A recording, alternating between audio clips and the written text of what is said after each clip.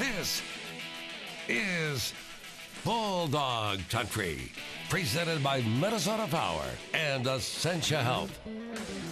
What is up? Welcome to Bulldog Country. It's our weekly half-hour installment of news, highlights, and analysis of UMD Bulldogs athletics. Our chance to give you, the fans, a bit better idea what actually goes on with these teams and these players that you see competing for UMD. Tonight we got a show chock full of interviews. Later on we're going to be joined in studio by UMD women's cross country coach Joanna Warmington. We'll also talk this half hour some football with Bulldogs head coach Curt Wiese. But first, we are going to talk some hockey. Joining us this week, UMD junior forward Justin Crandall. Justin, thanks for being here. I appreciate it. Yeah, thanks for having me. You go out to Colorado College this past weekend. You lose on Friday night, but you get a win on Saturday night. In college hockey, that's considered a good split, if there is such a thing. How do you feel coming out of that series? Pretty good. Obviously, Friday wasn't maybe the way we wanted to start the weekend, but Saturday was definitely a good weekend series for us. Got out to a good start. Finished the third period strong Friday night, and then really didn't look back the rest of the weekend on Saturday. Kind of outshot them and took it from there. Did it feel different on Saturday night as a team going out there and playing the way that you did? It was kind of a 180 from Friday night's game. Yeah, it's definitely, you don't want to fall. You don't want to get swept, especially right away with that new series, or that new league, I should say. So tough Friday night, like I said, and coach kind of got us rejuvenated, kind of switched the lines up, and guys knew we needed to go out there have a good Saturday night, and we did. You're one of the veteran guys now on this team. You know how hard it is to win back-to-back nights, so you got a lot of freshmen. Were you one of the guys in the room maybe saying, hey, we got to go out? Because the onus was really on Colorado College once they win Friday to go out and get a sweep. Yeah, it's tough to sweep in this league against any team, whether it's a top-ranked team or not. I think we got a lot of good leadership. We got two great captains and 5 or 6, good upperclassmen. So I think as a team we kind of knew what we needed to do. Like I said, you don't want to fall down 2 games right away in that new league. So the guys knew right away we needed to get a win Saturday. You took it upon yourself a little bit on Saturday, scoring 2 goals. What went right? What was going right with you and your line mates that made that work? I think, like I said, we switched the lines up, which maybe kind of, rejuvenated the guys. And both my line mates were playing great, getting me the puck around the net. And I was getting lucky, just kind of throwing pucks on net. And they weren't the prettiest goals, but they went in for me. That's the second time you said that to me this year. You said that after your exhibition game where you scored a goal too. Are you kind of taking on that new role, maybe a little bit more of a grinder this year for UMD? I think so. I mean, we brought in a lot of skill with our freshmen. We already got a lot of skill back. I kind of realized I think my way to be successful this year is probably play a little gritty and get to the net. That's where a lot of goals are scored. So, like I said, I might always score the prettiest goals, but hopefully I can continue to chip in. There seem to be like a lot of older guys like yourself that are kind of taking on that role. Adam Krause has been doing that for a long time. Max Tardy seems to be on that. So the older guys are kind of filling into their roles now for this team, and that's what you need as a hockey program, huh? Yeah, that's kind of the big thing for us. Everyone's got to understand their role. I mean, coming into college, everyone's kind of the top guy where they come from, but once you get here, you can't have 12 forwards that want to be on the top line. So you got to learn where your role is, and once we kind of get that as a team, we're starting to get that. We should have a real successful year. One of the freshmen who you are talking about, really talented, coming in, Alex Iafallo, also scored 2 goals in that Saturday night. He was named the conference rookie of the week, well-deserved because he had an assist in that game as well. But what have you seen out of him, maybe some of the other freshmen that have come in and been major contributors early on? Well, they're a lot further along than I was definitely coming in my freshman year, and most guys are. They're a talented group. They work hard.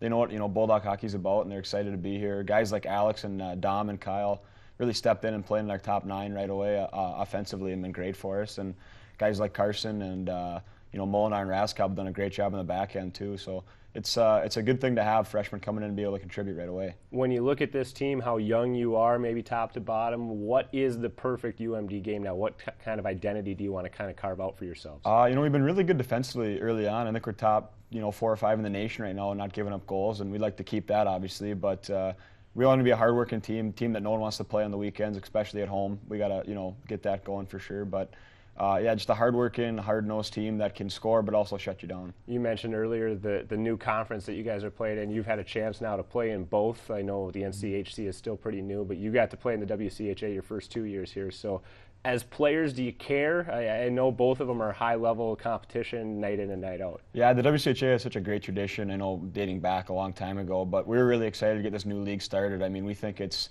8 of the better teams in the nation, so we know every weekend is going to be a grind.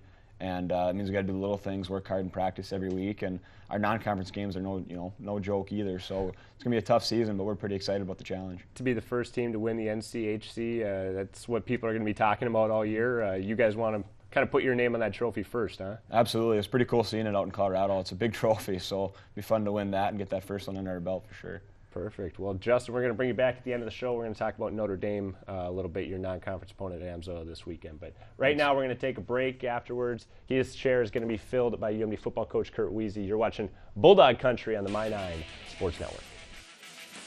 Welcome back to Bulldog Country. Joining us for this segment, UMD head football coach Curt Wiese. Coach, thanks for being here. I appreciate it. You're welcome. A lot easier to come here, I'm sure, after a 52-0 win. That game against Minot State this past Saturday couldn't have started much better. 2 minutes in, and you're up 14-0. Could you explain what happened? It's been 4 days. I still can't figure it out. Well, it was tough. There were a couple times there where we were calling for our offense to get back on the field, and those guys were still on the bench, either getting a drink or making adjustments. So, quick start for us. Our hats off to our defense, our special teams for having a punt block and making a big play. And, fortunately, we were up 14-0 before Minot really knew what hit them. Your offense needed a drink. They scored 2 touchdowns on their first 2 offensive plays. Some were drinking, some were getting adjustments. So you look at that stat line, I think other than the score, the biggest thing that jumps out at you is Minot State negative 35 yards rushing for the game. Your defense also had 5 takeaways. And coming off what maybe was a disappointing defensive effort on the road this past weekend against Moorhead, that was a statement game for your defensive unit. Yeah, I thought our guys, they understood this week was important to really get back on track defensively, and didn't feel good about what had happened at Moorhead. But in the same sense, they came out, had an opportunity to play really well, forced a lot of turnovers. We forced 7 fumbles, recovered 5 of them, and had a lot of pressure on their quarterback all day. Tom Olson, your senior captain on that offensive line, made his 48th consecutive start. That's now the 3rd longest Ironman streak in program history. So what can you say about him? You were here for all 48 of those. So what's the difference between him as a freshman and now him as a senior? Yeah, and I was part of recruiting Tom Olson also. He was a 208 or 210-pound offensive lineman when he came in. He had mono after we recruited him, and he walked into our building the first day, and we looked at Tom and we said, wow, you got a long ways to go. And he's put in the time, he's put in the effort, and he's now at 290 pounds. He's been solid for us.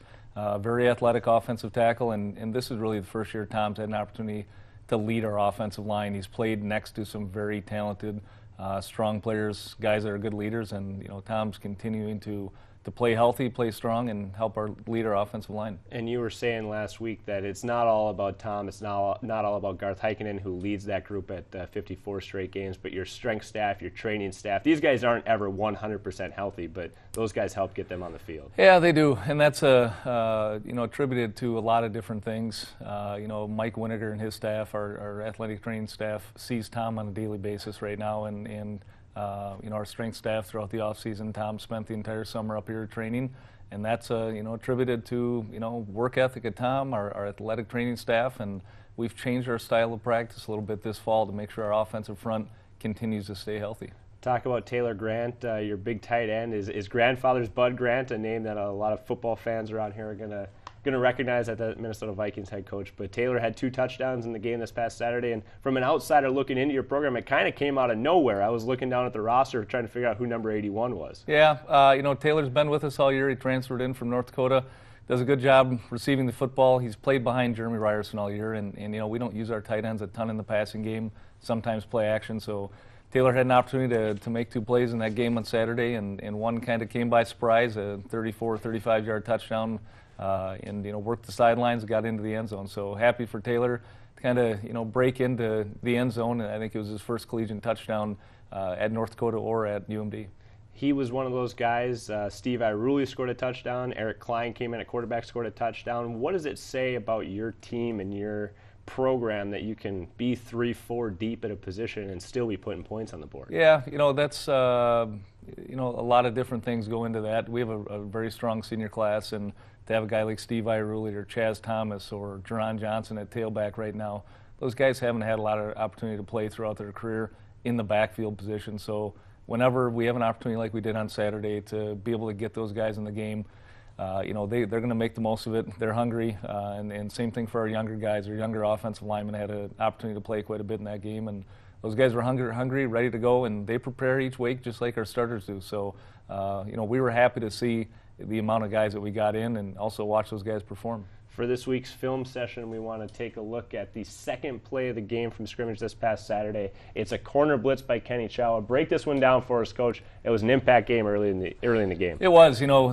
Kenny came unabated, the quarterback here, and forced a fumble. We almost had an opportunity for Chris Vandervest to have his second touchdown of the year, but just a blind shot by Kenny. He did a good job not only getting to the quarterback, but also forcing the fumble. And, this put Minot in a bad spot to start the football game, and again, made a statement for our defense that, we were going to come ready to play on Saturday afternoon. And it went on from there. Now you're moving on this week to Bemidji State. It seems like kind of a sneaky, tough opponent. You look at the records, maybe UMD looks a little bit better than the Beavers, but it seems like an opponent that you have to prepare for and get ready for on Saturday. Yeah, I think our staff as a whole has as much respect for this staff, Bemidji State staff, as anybody in the conference. They're always well prepared. This is a tough, gritty, hard-nosed football team. Defensively, they've played well all year. Offensively, they've struggled to put some points on the board, but we expect a good football game up at Bemidji. It's never easy to go on the road in this conference and get a victory, so our guys have had a good week of practice so far, and hopefully we'll be prepared on Saturday afternoon to take it to Bemidji. We'll bring one back. It's always more fun talking to you after a win. Absolutely. So. Thank you. Thank you, Coach. Good luck. We're going to take a break, but right after that, we're going to be joined by UMD head women's cross country coach Joanna Warmington. You're watching Bulldog Country on the My9 Sports Network. Welcome back to Bulldog Country. Joining us for this segment of the show is UMD women's cross country coach Joanna Warmington. Coach, thanks for being here. I appreciate it. Thank you for having me. I've been reading about your team all fall. They're never at home, so it's kind of tough to follow. But tell me about your team. It seems like they've had some positive results through this fall season.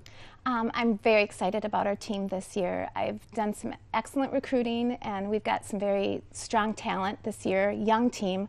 We have in our top 7, I believe, 2 freshmen, 3 sophomore, a junior. So, but it gives us a strong potential for the future just to keep creating that dynasty. Your top runner throughout this first part of the season is Brianna Colbinson. She's a freshman. She's been the winner, I think, of 3 of the 4 races that you've run in. So what about her allows her to come into college at this level and be such an impact runner as a young runner?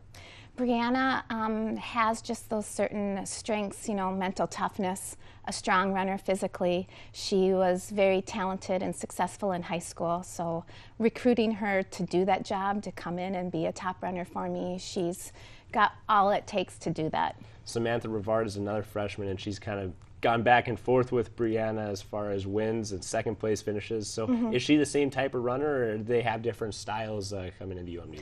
I believe Sam Rivard, she's more of a miler for me in track, so she's got a little bit more speed turnover. So they do have a little bit of different styles in their running, but it's great to be able to have a couple people on the team that can really push each other during practices and races. It helps make each runner more successful.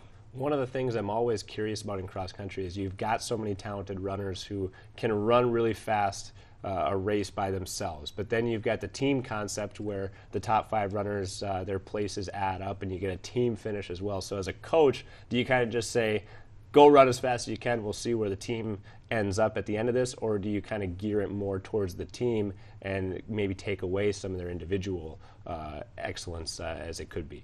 We're always hoping that, the top runners are going to be the leaders, that they're going to get out and help pull the pack along. It is a team concept that you want a pack as tight as you can. So you're hoping that between the first runner and the 5th runner, there's going to be as little seconds as possible. So ideally is what you want is obviously 1 through 5. That would mean you win both the individual and the team competition, but you were talking about wanting to recruit runners who are kind of at the same level so that you can get that pack mentality throughout a race. Yes, I look at that as a coach. It's nice to be able to train, because sometimes there's many different philosophies in your training. If you're getting a middle distance runner that's strong at distance running, you have to train them a little bit differently in cross country. You might not be running them 10 milers versus 6 miles that are more of a tempo run. So it's nice to be able to have a whole team that has close to the same talent level. You can train them together. Well, whatever you're doing is working so far this year. You're ranked second in the region at this point in the year. You want to finish the year ranked in the top 4, so it seems like you've got a pretty good shot at that at this point. Yes, I'm really excited about it. One of the great things, in cross country is having depth. So if somebody has a cold or an injury, you're able to go down the line and still fill in. And that's usually every year you have something like that happen. So this year, again, being ranked second, we've really moved up in the polls. At one point we're ranked 11th nationally, and I'm excited about really what I think we can do. I believe we can get to nationals this year with this team, and it's just kind of how we all put it on the line. Another big step is this weekend at the Northern Sun Conference Championship meet. It sounds like you think that your team has a pretty good shot at the team title in the Northern Sun Conference, Augustana being the one big kind of competitor for you as you go down there. Yes, Augustana has a phenomenal program, and they have some senior leadership on their team, and also leadership that they've been some national champions. So they'll be tough to beat.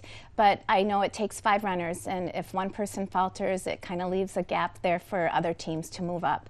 So if our team can run strong and we can all put it together, we do have a shot at it. Well, best of luck. We're going to keep track of it. Thank you very much, Coach. Thank you. Appreciate it. She's Joanna Warmington. We're going to have more right after this. Justin Crandall will be back to talk UMD men's hockey. It's Bulldog Country on the My9 Sports Network. Bulldog Country is sponsored by UMD Stores. Check us out on the UMD campus or online at umdstores.com. International Falls native Willie Corin played a handful of games last season for the UMD men's hockey team as a freshman. This year, his sophomore season, Corin is being asked to fill a bigger role for the Bulldogs. We got more tonight on the former Bronco. This UMD player profile is brought to you by Mining Minnesota. For International Falls native Willie Corin, what a difference a year makes. From last year, it's just a learning experience. I was out there like a deer in the headlights, kind of looking around, oh God, This year, I'm kind of more into the games, preparing better, listening a lot better, doing all the little things that I can, right, to ensure that I try to keep getting myself in the lineup. Corin played just 15 games for the Bulldogs as a freshman, but he and those around him are hoping for a larger contribution in his sophomore season. Well, number one, he's a big kid that skates well and handles the puck well. I think he sees the ice pretty well. I think defensively is one area that we've been trying to continually work with him on since last year. Being a little more physical, using his size, and those are things that are still coming. Early in the year, he's been paired a bit with another Northland guy, that being Duluth East grad and fellow sophomore Andy Walensky. I think we're very similar players. Actually, we're offensive when we can be, and I think it's. Obviously, I think playing together more would definitely help us out. But I had fun playing with him for the last week or so, and I think we do link up pretty well. Because he's always going to be there, back you up. He's always fun to play with. He's always helping you on the bench. If you make a mistake or something, he's the first guy to say, "Hey, that's all right, I'm there," or vice versa and stuff like that. So yeah, he's a calming influence for sure. So moving forward this year is really about putting it all together for Corin. Be the offensive guy he likes to be, and couple that with the defensive guy his coaches need him to be. I like to think I'm an offensive defenseman. I'd like to, put up a few points, like coaches want me to put up a few points, but also I'm working pretty hard on my defensive game right now. Just being in the right position, taking away passes and stuff like that, making lanes look like they're closed, and just being more physical, but I like to put a few points up, And now joining us once more is Corin's teammate, UMD junior forward Justin Crandall. Justin, this weekend we're talking about the Notre Dame Fighting Irish, the number 2 ranked team in the country, coming here to Amsoil Arena. What do you know about this team? I know you've played them a couple times in your tenure here at UMD. Yeah, it's going to be an exciting weekend, obviously having the number 2 team in the nation coming to town. They're a good team. They didn't lose much from last year. They're big and strong and tough defensively, and they've added some goal scoring up front. So it's going to be a challenging weekend, but we're excited for it. So you guys, I'm sure, have talked about what you need to do, hopefully kind of build off that Saturday night win last weekend against Colorado College. So what do you have to do to hopefully get 2 wins here at Amsoil Arena? Yeah, we got a lot of confidence coming in from last weekend, and we know they got a good power play, and they're not giving up a lot of goals and scoring a lot of goals. So we really need to tighten up defensively, make sure making the little simple plays first, and then need to get our power play going is a big thing, and try and jump on them right away and just never look back. Number 2 team in the country. You guys fell out of the rankings after Colorado College. you guys always say you don't care about what the rankings are, you don't look at what the rankings are. I believe you, but media members do, fans do, so everybody's in Duluth is going to be kind of excited for this matchup. And as a player, how do you kind of put that behind you and go out and just play on Friday and Saturday? Yeah, it gives us the unique ability to be the underdog and kind of be the spoiler. You know, if we beat them even one game, it's a big upset, I guess. We don't see that in our locker room as being an upset, but, you know, in the rankings it does. So it gives us a good ability to go out there and win 2 hockey games and really make a statement in the rankings for sure. They're kind of becoming a non-conference rival for you over the past couple of years. It's been a high-level matchup every time you've met. Yeah, they're a good team. They've been good for a long time, and we always have a little leftover blood from the first time we played them, obviously. But they got a good team. They got a lot of guys back, so do we. So it should be a good weekend. Well, good luck to you. Thanks for joining us here. I appreciate it, Justin. Yeah, thank you. Thank you. Before we close out our half hour tonight, we're going to look ahead to next week here in Bulldog Country. Women's soccer goes on the road next Friday and Sunday. Volleyball is back at home Friday, Saturday. The football guys will have senior day with the final regular season home game. Women's hockey back at Amsoil Arena, while the men next weekend travel to Ohio State. So with that, we're going to say goodbye, Bulldogs fans. Remember, you can keep up with any and all UMD news on our website, nncnow.com. We will be back same time, same place next week. Until then, I'm Zach Schneider. Thanks for watching Bulldog Country on the My9 Sports Network.